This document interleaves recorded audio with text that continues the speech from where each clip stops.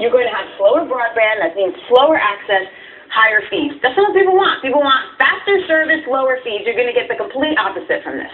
Greg, 330 some odd pages of something. What is this? Well, what this is one of the greatest victories for the public and Internet users. This is going to be rules to protect them against corporate abuse. This is going to be a really important thing for innovators. Hundreds of them have weighed in supporting what the FCC is going to do. Then release it. Show us it. It's so great, then show it. Let us see it. If it's so great, I want to look at it.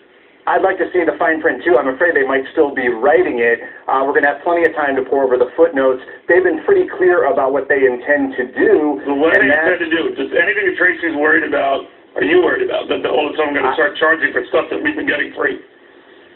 No, that's not what I'm worried about. I'm worried about our phone and cable companies having too much power over what we can do online. I want Internet users to stay in control. I think these light touch regulations are going to do that, and I think it's a good move. You don't think there's going to be more fees involved here? We're going to be paying more for stuff here? No, because I think this is what's going to keep that even playing field that lets anybody with a good idea be able to find their foothold on the Internet. He might be right. I hope he's right, but I've heard from the Republican members who said that's exactly what's in store here.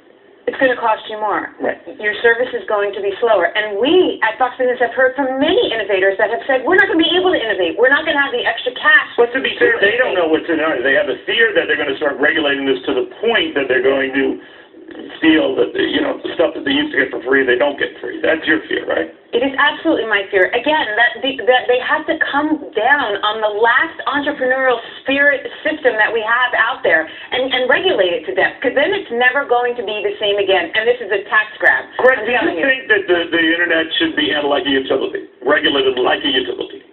Well, I think what the FCC is doing is actually treating it what's called a common carrier. Think of your phone system, think of railroads, elevators. It just means they have to treat everybody that comes along the same. They can't discriminate, they can't block, they can't interfere. We're not really talking about utility regulations here. We're talking about that even playing field that made the Internet so great. We don't actually know what they're talking about, Neil, but we do know that they're going to raise prices because this universal service fee price You know what I like is that not knowing what we were talking about didn't get in the way of our talking about it, which is I think we should be very proud. Pages is not known. All right, a lot more on this and a whole other issue. Healthcare, too.